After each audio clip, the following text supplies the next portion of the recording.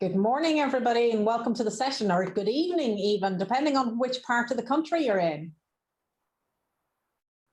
So, I can see a few people have joined us, and it's great to see people here today to welcome our guest speaker, Professor Greg Gogolin, and he's going to talk about digital forensics explained.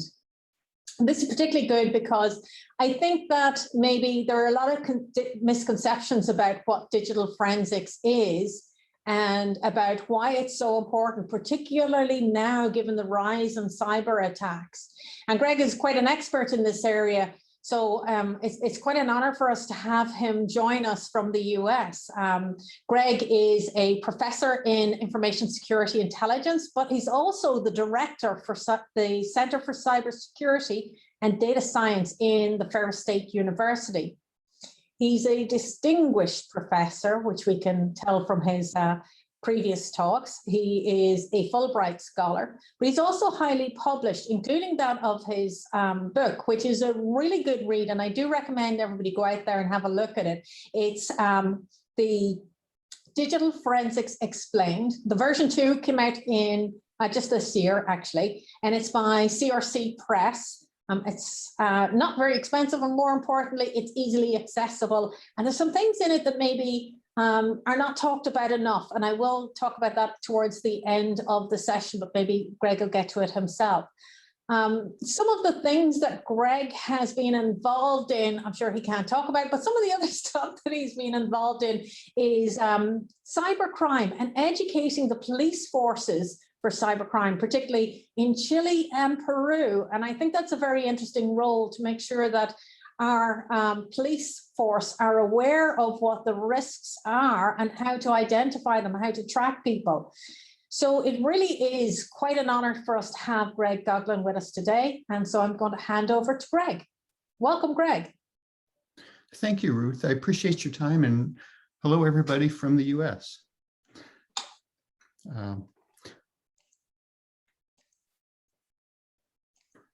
I'm going to do a screen share just to get the slides up. And I want to, if you have questions, feel free to ask them pretty much at any time. What I have found, I've done a number of these types of presentations in other countries. And what I have found is I'll get one or two forensics questions, and then all the other questions are about Trump.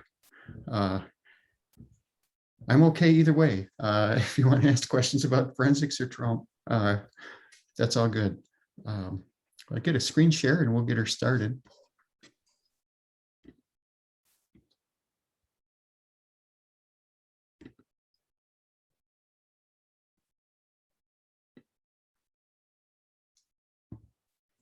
Okay, first of all, just to give you an idea of where I'm at, this is Michigan, surrounded by the Great Lakes, and I'm in the north part, right on the border with Canada. I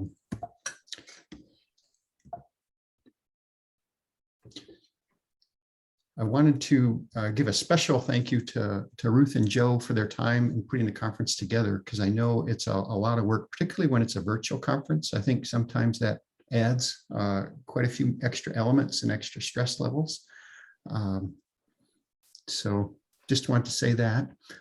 In Michigan, just to give you an idea, we get a lot of snow. I actually live up here on the Great Lakes, and the winds come across the Great Lakes in the winter and dump snow. So I will get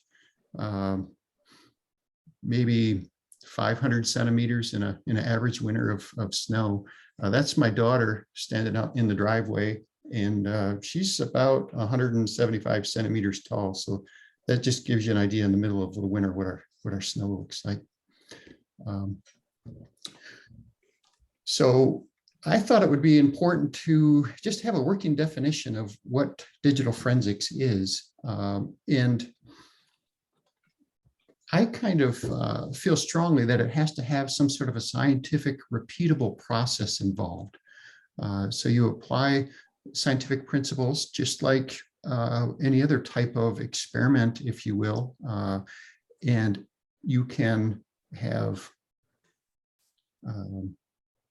someone else go through and do the same types of things and come up with the same results. So this is actually critically important so that the right results are actually put forward. So just wanted to start right off front that digital forensics, when you think about it, it should have this scientific mind to it, rather than what I see a lot of is kind of a cowboy approach. Someone that feels comfortable in IT thinks all of a sudden they're a digital forensics person, and they're really two very different skill sets. So in terms of what digital forensics can involve, when I started in digital forensics in 2002, I think it was 2002, 2003, it was a really small field, and most of it was computer forensics. The internet was just nicely getting wind, but cybercrime through the internet was really not that big a deal. We really didn't have smartphones, at least not in any wide scale use. Everybody had a flip phone if they had a phone at all, or even a larger phone than that. So it was a little easier to learn then, and then you add on these technologies as they come, rather than entering the field right now where it's just incredible number of devices. And one of the things that I find that is most overlooked is people don't understand what the sources of information actually are. So for example, you have a case, let's say it's even a criminal case, and someone grabs the computer and maybe their cell phone, does a forensic exam and looks for information and thinks that's the end of it. But that really is not the only sources of information. You've got to think big, especially with IoT devices and so forth. But there's third parties. So for example, let's say you have a case that's centered around email. Well, if someone is logged in to their browser, let's say they're using Chrome and they're logged into their Gmail account, they open up another tab and start doing searches and going to websites and things like that. And maybe they're sophisticated enough where they delete their internet search history. That doesn't mean it's gone. Whoever the vendor is that provides the email is aware of what's going on in those other tabs. So the vendors have a lot of information that might be enlightening on these cases. And most people either don't think that big or aren't aware that that's the possibilities. So, and obviously it's probably pretty clear with the number of cameras and so forth, there's a lot of that. But basically the big data areas where, Facebook is tracking your activities to serve you up ads. The same thing could be said for solving crimes. And as you may be aware, the January 6th riots in Washington, D.C. are the largest digital forensics case in the world, where there's just incredible amounts of information being pulled from multiple sources to solve those challenges. So what I did, I have most of my degrees are in computer field, but I also have a science degree in biology. And you go through the scientific process for that. And I mentioned earlier about using forensics as a scientific process. I actually put this page 2 of my book, and there's an important piece that isn't necessarily in the typical scientific process, and that's this bit at the end where I have the diamond that says verified after you record the results. If you haven't verified your results, you should go back through the process in some fashion to be absolutely sure. And when I get into some of the stories towards the end, I'll maybe drive that point home on how it's so important in a digital forensics environment. But there's a number of ways you can verify things. Of course, you can simply go back through the processes that you just did. Hopefully you documented them correctly. But you can use alternate tools and try to do the same thing with alternate tools. and see if you come up with the same thing. In digital forensics, you tend to come up with kind of a Venn diagram of intersections. So if I use one forensic tool, I will get X amount. And if I use another forensic tool, I'll get Y amount. And maybe 90–95% of it is the same thing, but there tends to be a little bit of extra with each tool that you use. So that's another way to verify it. And yet another way would be have a colleague go through it to make sure that you didn't overlook something or that you interpreted something appropriately. So after you verify, then report the results. So how to begin? I bring this up because when I first started in the field, I had taken a lot of classes and done a lot of exercises and so forth. But then you get an actual case and it's like, ooh, what do I do? So there's a few important questions to ask right up front before you actually even do anything. Number one is, do you have the authority? Both legally and ethically, do you have the authority? So legally, and this is going to vary by country, maybe by region of a country and so forth. But you can't just have someone give you a computer and say, hey, will you go through and look for this? I've had that situation many times, and they've represented the computer as something they owned, or the device is something they owned, when in fact it wasn't even theirs, and they were, maybe trying to investigate someone. Maybe it was a divorce case or something like that. Divorce cases tend to be rich grounds for digital forensics cases. The ethical piece, do you have the authority? This is another important piece, because if you're a forensics person by nature, you're curious. You should always ask yourself, is this something that I really want to look at? And one of the things that I've written about, and I always tell my students, is even if you have the authority, you may not want to begin the case. And a great example is family members. I strongly recommend never doing any kind of forensics work with or for family members for a number of reasons.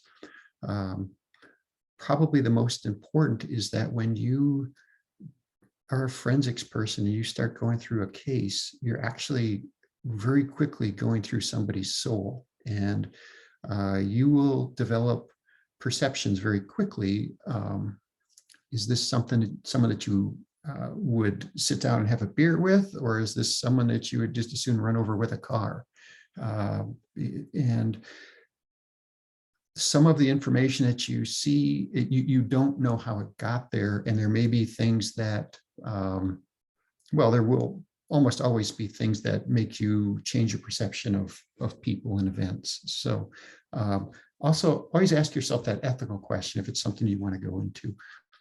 The next piece, pretty obvious. Do you have the training, the experience, the capability? You don't want to oversell things. You don't want to get in over your head. And you also may have licensing issues. And even with the United States, that varies by state as to whether or not you have to be licensed or not, and those types of things. The third main area, that develop a safety investigation plan. This is something that I came to a little bit later in my career, and it is the direct result of a case I was working on. And by safety plan, I mean, what are the risks of working on a case? Might be simple things like, was there a power outage? Is it physically safe? But your personal safety as well. So, okay, I'll go into the first story. I was working a civil case. It was a divorce case, and the husband and wife owned the same business together, and so that was going to be split. And the wife asked me to go in and make images of the computers in the business because number one, she wanted to make sure the husband wasn't hiding records and so forth. And number two is the reason for the divorce, which was the husband had some friends on the side, we'll say. So I said to her, well, I want to make sure that we're in the right spot. And she says, well, I will go with you. I said, please notify the police that will be there in the middle of the night and so forth, because we didn't want to disrupt the business and so forth. As we are driving into the parking lot, she informs me that her husband lives upstairs from the business, but that's okay because she has a protection order, so he can't approach. And I'm like, that's not good information to learn then. But anyway, we go into the business, and I'm actually underneath a desk pulling a computer, and she said, he's coming in. And I'm like, well, this isn't good. So I get out from under the desk, and he comes in, and he was not happy, and looked like he had been, actually looked like he was on drugs, which is not good. And he starts yelling, and I'm like, whoa, things will be fine. I'm just taking copies. We're not taking anything out. And he seemed to be satisfied and left. 10 minutes later, she said, he's coming back. Well, people usually don't come back without a purpose. And I was concerned that he was coming back with a weapon. You know, everybody in the United States can go into practically their grocery store and buy a gun. So there's those types of things that you've got to be aware of. And that's when I started to really think about the personal safety aspect. So evidence handling, make sure that you have a good chain of control. You document it out. And this doesn't matter if it is a civil case or a criminal case or otherwise. Even corporate settings, when you're doing forensics, you know, someone's job may be on the line. So you want to make sure that you document who's in control of the various devices and such, and who has had access to them, the way you preserve the evidence, and the bit about working from copies. So I'm going to switch cameras a second. The bit about copies. So this is a disk imager. So this would be the source image, and this would be where it's copying it to. And I like to use something like this for a computer investigation. Number one, because it can very quickly do the copy, faster than if you just pull a hard drive, hook up a write blocker, and so forth. But then I have a copy that I can work off of, so that if something happens, power surge, drop it on the ground, whatever, I'm working off the copy rather than the original. And through the use of hashing algorithms, you can make sure that the copy is the same. You know, and that always comes up in court and so forth, a bit about copies and how you verify that a copy is accurate. With an MD5 hash and a combination with a SHA-1 hash, it's pretty darn accurate. Just MD5, you know, they'll talk about collisions and so forth, where two files can actually have the same hash. That's extremely difficult to accomplish, even with a supercomputer. But the use of DNA evidence is pretty accepted, and that's maybe 1 in 6 billion, whereas just an MD5 hash is 30, I think it's 34 zeros worth of data. So it's actually the equivalent of almost the number of millimeters from Earth to the sun and back. Far, far, far more accurate than DNA. And then if you include the SHA-1 hash on top of that, it's just an order of magnitude more difficult to make a copy. And you cannot, there has never been a case where you can create two files with the same of both of those hashes. So that's a little bit about that. And archiving, after the case is done, make sure you have a copy, because there may be questions after you're done that you've got to go through. A lot of these cases can take years to work through. So just going to check the chat. Okay. Now the actual process, I talked about having an investigation plan. And what I mean by that is, let's say it's a a simple thing. It's just a computer exam. What's the things you would do for a typical computer exam, those processes. But then if it's going to involve email, what are the processes you usually do with email? Does it include internet? Well, then the processes you've developed to find internet history and reconstructing web pages and so forth. But a lot of times people sit down and their hands just start going after things before you ever think about it. So one piece of advice is when you sit down at a desk, before you make copies of drives or even touch anything, is to sit on your hands and just kind of observe the situation. Maybe you've got to take some pictures and so forth, or diagram some things up. But look at the flow, and you might find some flash drives off to the side that you didn't think about, and all kinds of things. But if you sit on your hands, even if you've got a plan, then you have an opportunity maybe to think things through, and maybe you've got to tweak your plan a little bit. So the bit about case management, time estimates, how long is it going to take? Well, if you've got a 1 terabyte computer, how long is it going to take to image it? And then how long is it going to take to go through it? It can take hours to weeks to go through a case, depending on one computer, depending on what you're trying to do and how difficult it is to access. If you have to image an iPhone, it might take you 20 minutes to make the image. Then you've got to do the investigation and so forth. But this whole bit about time estimates, and I've had situations where I thought I was going to go in and see 2 or 3 computers, and there was 30. And a lot of times you have a very finite piece of time. So that is another thing that a lot of people don't talk about that I wanted to say. Bring your food, so you have something to eat. And if you're going to eat oysters, then bring your mints for after that. And I say that a little bit tongue in cheek, but you do get very hungry if you've been at a case site for 4 or 5 hours and you can't leave. You're waiting for images to finish. You can't just leave. The first question is going to be, what was the chain of control? And you left to go get a burger or something like that. So keep that in mind.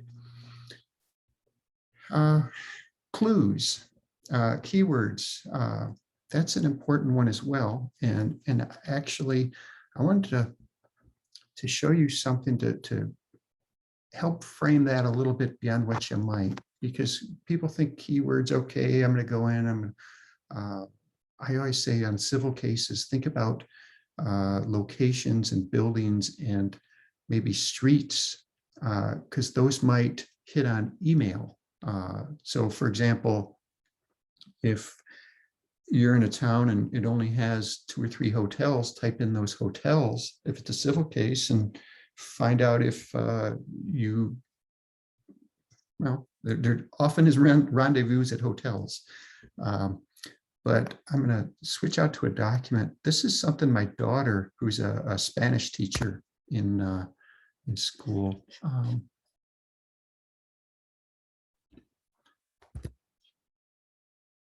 I've got to switch to another document real quick.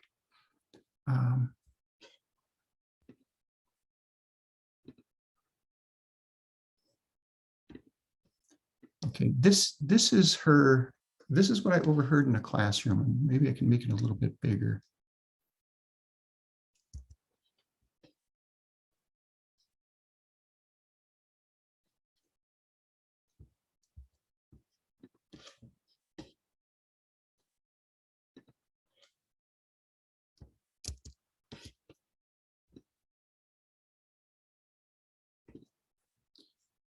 This is the type of thing that I get asked a lot of times when I'm in other countries is, what's the slang going on?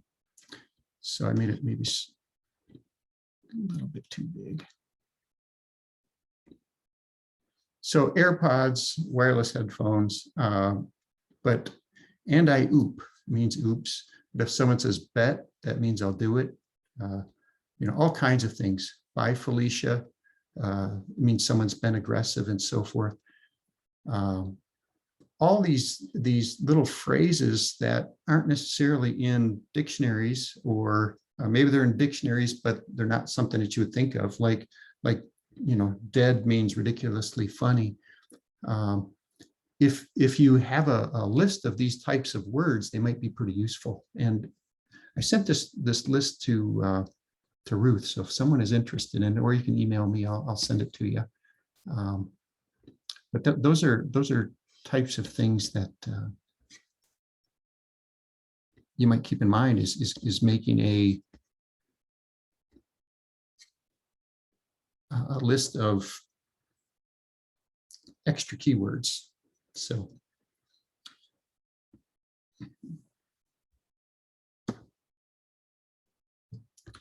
okay, in terms of the report writing actually, when you go back into time estimates, your report writing can actually be about maybe 25% or more of the investigation time. People don't necessarily think, just generate a report out of the tool. A lot of people do that, and those reports aren't very well received. Nobody knows what they mean. There's no narrative. There's too much extra information that isn't central to the case. So writing a report in itself is a skill set that a lot of people overlook. It's got to be unbiased, and this is more my opinion that is not universal. But I think a forensic examiner's job is to find the truth, and they should write an unbiased report presenting as much information as they find for the case, whether it supports the perspective that they're on or even the other side. You don't just cherry pick and generate a report that criminal case puts someone in jail, when in fact there is other information that would potentially exonerate that person. And I have a great story for that. Criminal case I was working on, where there was a person, it was a vehicular vehicular homicide, where it was an auto accident where 2 people were killed. It was a tragic accident, but it wasn't exactly clear who was at fault, because the automobiles were coming into a construction zone. So it was on the highway. There was multiple lanes of traffic that were all going into one. And one car, I know you've encountered this many times, one car speeds up to get in front of one last car and then cuts in. And let's just say cuts in front of the blue car. Well, then there's a pickup truck behind the blue car that is going full speed, 120 kilometers an hour. All of a sudden, traffic stops, and the pickup truck smashes the blue car against the car that cut in front. And the person in the truck is, both the people in the passengers in the blue car died, but the person in the truck, at times during when they were driving, and they've been on the road for a few hours, had been receiving and responding to text messages, which is illegal. The question is, was that person text messaging at the time when the accident occurred? And that was not able to be demonstrated forensically with the forensic case. Near that time, yes, but at that time, no. And I was brought in to help find the truth in this matter, and I was actually on the defense side. And it was the very first defense case that I ever took. And I'm almost always working with the police pro bono, but this one just didn't sit right. And I actually called up the police chief for the state and said, hey, there's this case that I'm not comfortable with. Is it going to cause a problem with our relationship if I take it? And he said, no, take it, because too many in law enforcement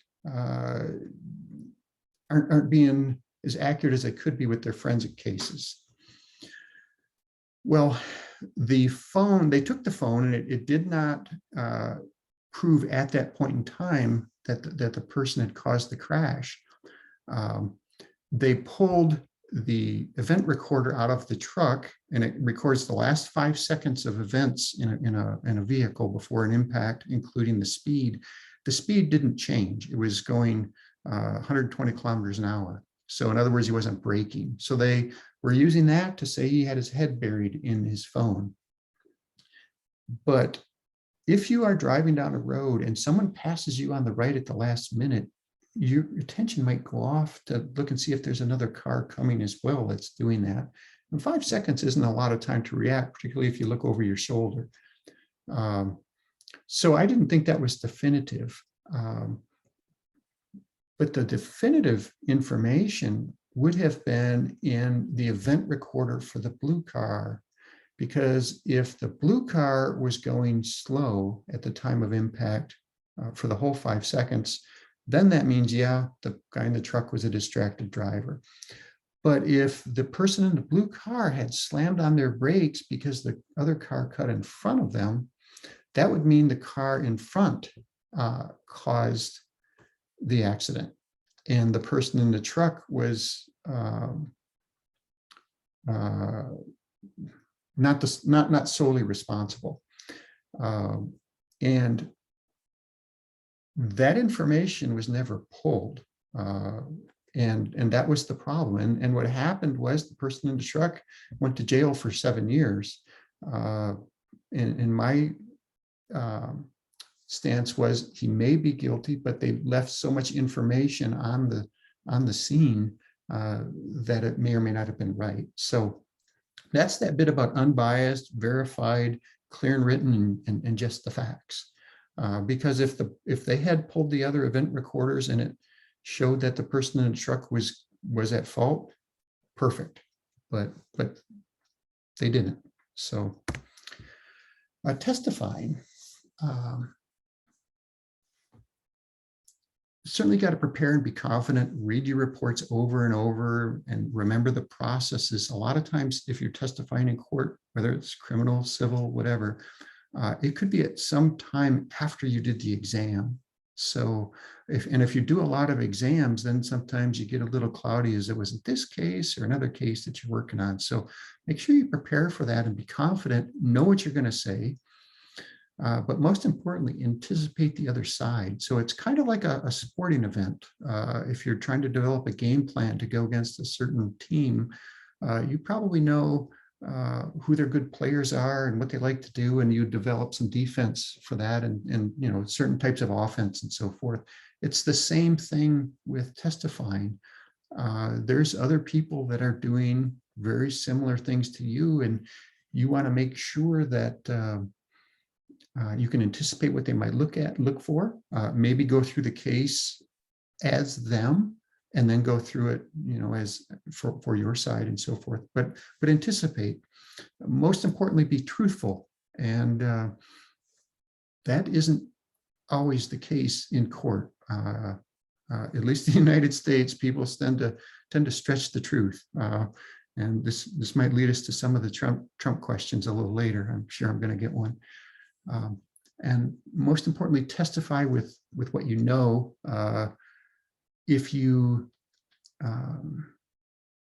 start going off in what might ifs and types of things, that could damage your credibility. And if your credibility gets shot in one case, that could carry over and impact your entire career. So be truthful and testify for what you know. If you don't know, you don't know.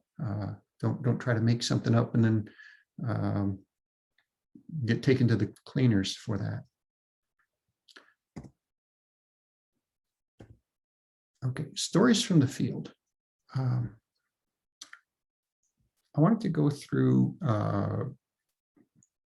when I wrote my forensics book, the very first chapter I wrote was psychology. And I thought it was important that people entering the field be aware of the psychology piece. And I'm not talking about the psychology of the people you investigate. I'm talking about the psychological impacts on yourself. Can be very, very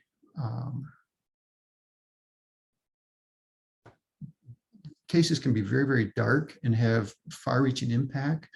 You may find yourself not able to sleep for days or even weeks, flashbacks for certain cases. We call it in the United States, we call it CSAM, for child sexually and abusive material. It's amazing the amount of prevalence that it is. And I've been in many countries. It's all over the world. And in many cases, it's not even what you think. It's far darker than that. And I don't want to go into the details. But that whole psychological piece, I think, is important right up front, that people determine whether or not they're going to be able to deal with it. And that's why you see so many people that enter the field, and then after a period of time, they leave the field, because there can be some very, very difficult things. This is when you find out how sick some people really are. And in a lot of times in these cases, it's very difficult to actually locate the victims. Yeah, you might be able to put away a perpetrator, but in terms of being able to find and help the victims, that can be extremely difficult. And in my case, there was one person, she was older, she was a teenager, and she wouldn't even cooperate with it. But in other cases, you have infants involved and so forth. And one challenge with infants is they change their physical appearance so quickly as they grow. But anyway, just wanted to lay that out there, the psychological piece. Another thing, I've worked with other agencies in other countries, and I think it's really important to develop international relationships, because you'll run across things that you might need help from someone in another area, or maybe they reach out to ask you for help. I worked in Chile for a number of months with their federal cybercrime unit. And we were working through cases that also involved a lot of malware. And the fascinating piece was, you think about malware being written in English, at least, a lot of us do. Well, the malware it was written in C#, but it was in Spanish. And it was fascinating. It was very elegantly written software, but in Spanish. I happen to do okay in Spanish, but if it would have been French or German, I'm in no help. And so this bit about with the international outreach, if you've got these contacts and so forth, you can help each other back and forth. Even goes back to the keywords that I mentioned, where I brought up the slang, that my daughter keeps this running list of slang. It's the same thing in every country, where even between the US and Ireland or the UK, half the time you don't know what people are talking about because of the slang. So keep that international piece in mind. Another case, I do a lot of civil cases, and what happened was there was this older gentleman. He was very rich, multimillionaire, and he was in his 80s. And when people get older, a lot of times they will hire someone to, in the US, we call it be their power of attorney, and they will kind of look after things, pay the bills, and so forth. Well, this person had a second home in Florida, in the southern US, in the winter. And he got into a car accident and had to go to the hospital. And the power of attorney had him committed to a long-term care facility. And while he had him committed to a long-term care facility, he sold all the person's stocks. He sold his houses, all the contents of his houses and everything. And we're talking millions of dollars worth of stuff. After several months, the person gets out of the facility and he goes to a store to buy a less than $10 item, and his card is declined. And he said, well, how can that be? I'm a multimillionaire. I have plenty of money. Sorry, sir, your card's declined. Goes to the bank and find out he's penniless. Well, I'm called in to help find out where the guy's money went. And it became really clear where the money went quickly. But this person that was the power of attorney suddenly died of a heart attack. The law enforcement was not well versed in digital forensics and didn't know what to do. And the attorney representing the gentleman, I said, well, send me the hard drives and things from all the computers you can find. And they sent me things, and I started going through and doing an exam, and I'm finding all this traffic about going to auctions to sell the person's equipment. So it's really easy to build the case, and you can see that he had a lot of help with the other people involved. But about a half an hour into the exam, I come across child pornography. My investigation ends at that point because I am a private investigator. I am not a police officer. So I call up the police department, which was several hours away, and I said, here's the challenge with this case. Come get the computer equipment. And they said, no, just send it to us. And I can't send it to you because I know that it has this material on it. That's a criminal offense to do that. Well, I ended up having someone from the Secret Service take the equipment to the police department. And what the police department did was they drilled out the hard drives. They ruined the material. And I said, well, why'd you do that? And they said, well, the person is dead, and those drives contain sexually explicit material with minors.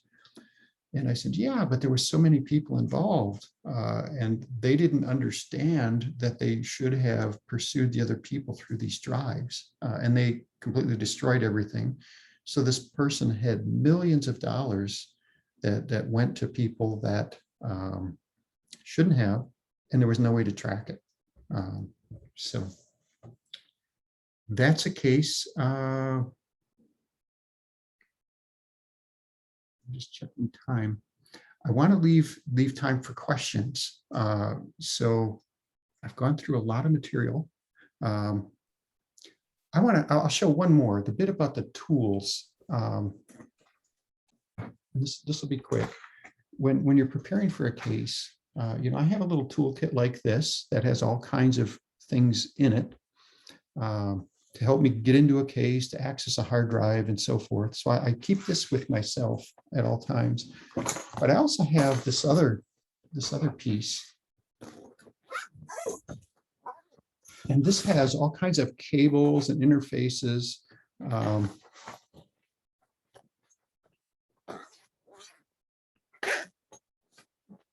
It has my software in it, and it also includes all of the dongles and so forth that might activate the software. So you want to make sure you don't get to some place and you don't have your dongles with you and such. So I keep these little checklists of things that I should capture and take with me when I deploy, so I don't get somewhere and find out I don't have what I need. So just wanted to show that. So thank you. I'll open it up for questions. Hi, Greg. Thanks for that talk. That was really good. I do have a bunch of questions from the chat, so I'm going to call them out, and maybe you could answer some of them first. That's okay. Sure.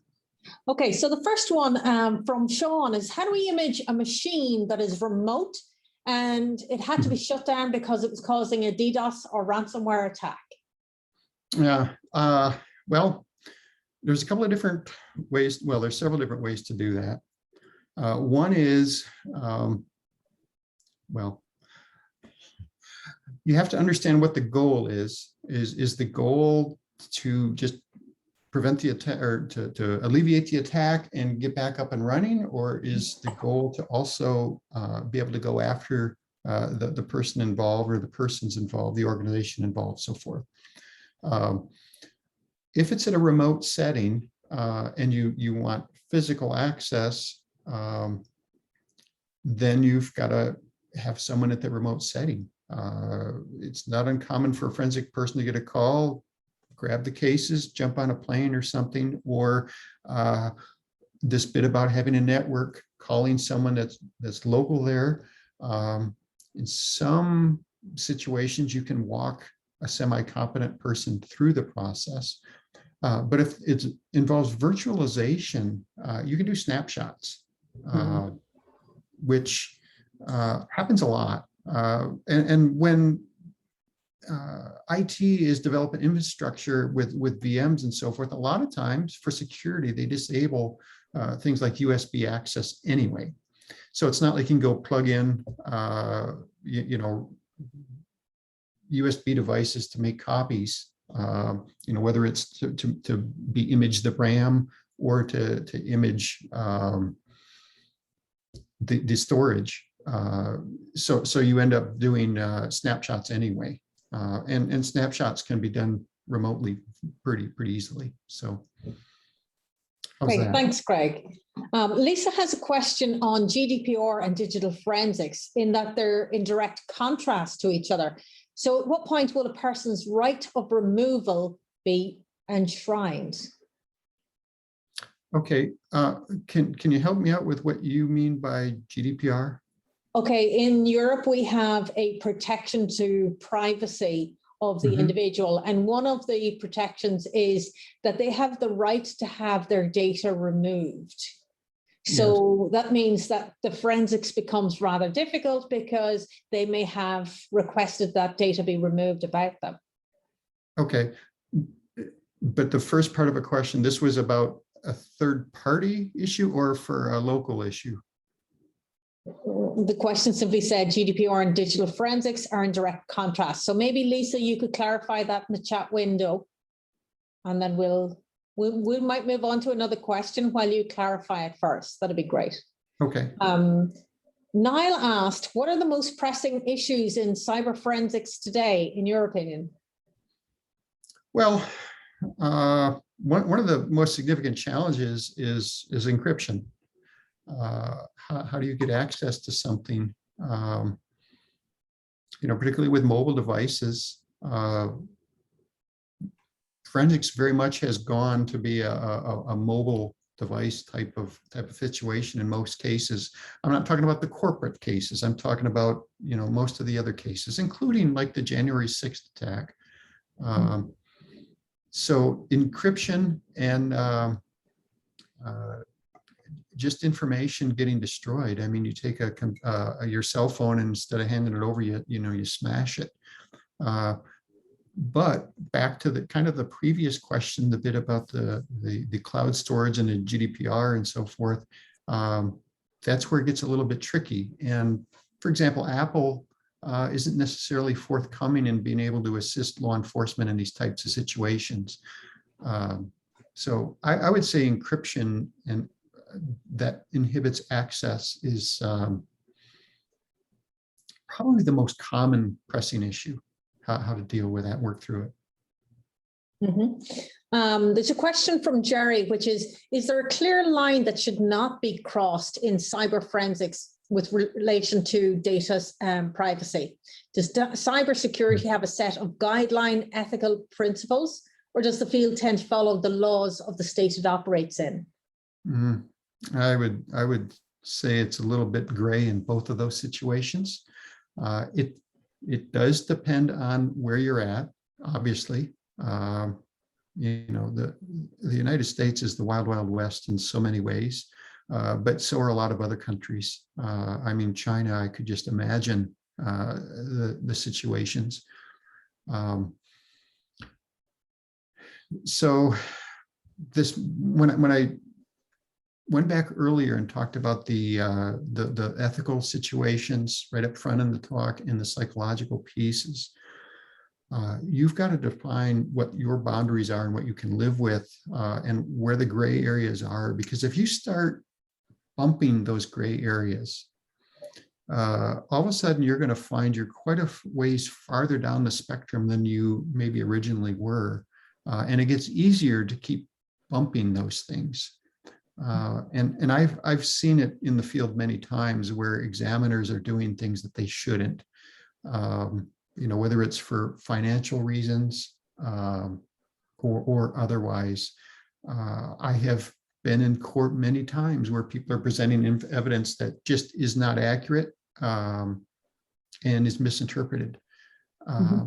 So a lot of it is personal ethics, and that there are codes of ethics by various organizations, but it's to a large degree self-policed, and law enforcement by and large is way behind in digital forensics, and so they don't even understand that the gray areas or even the lines in the sand are being crossed. They're just oblivious to it, and you'll find that when you're working cases, you know, a lot of times, particularly with local law enforcement, they got into law enforcement, well, at least the United States, to drive cars fast and shoot guns, not to be cyber people. Federal, it's a little bit different, but even so, generally their background was not IT, you know, from a corporate setting and that type of thing. They took a couple of classes and now they're a forensic examiner. So that's part of the challenge. Okay, I know we're running out of time, and Lisa has clarified in the chat window, but I might get you to just type a response to her later and connect with her. I do want to get to Bacal's question. What kind of user data does Facebook make available, or can they make available? And are they required to do it with a court order, or can they just say no? You know, Facebook and the phone carriers, it's a lot of the same situations. You have to be specific. They're not going to respond to everything. The way they store their data, you're not privy to. So you don't know if they're giving you everything or not. There's advantages to having limited retention levels, particularly with a phone carrier. They might want, AT&T might keep text messages for 30 days. They might keep, Verizon might keep it for 3 days. You know, those things vary. Facebook, it's a little bit of a different animal because they make their money by mining the data, but they don't necessarily, you don't know what, if they're giving you everything. It's not like you have access to go in and do it yourself. You send them a court order or something and you get stuff back. You don't know how competent the person was that wrote it. So that's part of the problem. There's no way to validate the Facebook information. I have gotten stuff back from vendors that I know was wrong. I know it was incomplete because I could find more information from other sources. But it's extremely difficult to validate that. And most cases aren't at a level where they're going to put the resources to really put the squeeze on somebody like Facebook. Okay, so that's great, Greg. I know there are more questions, including sharing the ISBN for the book, and I will do that after this talk finishes. I will put in the ISBN for his book. It's definitely worth getting. And one of the questions I had wanted to ask was anti-forensics, but I'm sure that's a chat that Greg and I will have at another time. But for now, anyway, we do need to allow just a couple of minutes for the next speaker to join. So I'd really like to thank everybody who's joined us here today. It's great to have you here, Greg, and it's great that itag are able to support such a wide range of speakers from different parts of the world to provide this kind of information for us. So thank you, everybody. I'd also like to remind you that the next session will be starting on the hour, so do take your moment for a bio break now. And make sure that you hang around for the next talk, which will be by Nick Asfoss. I apologize if I pronounce your name poorly, but Nick will be talking about zero trust, which is definitely something we need to spend a bit more time thinking about and investigating, because I think it is also something that's quite huge at the minute. There's a lot of talk going on about it. So thank you, everybody, and rejoin us on the hour. Thank you.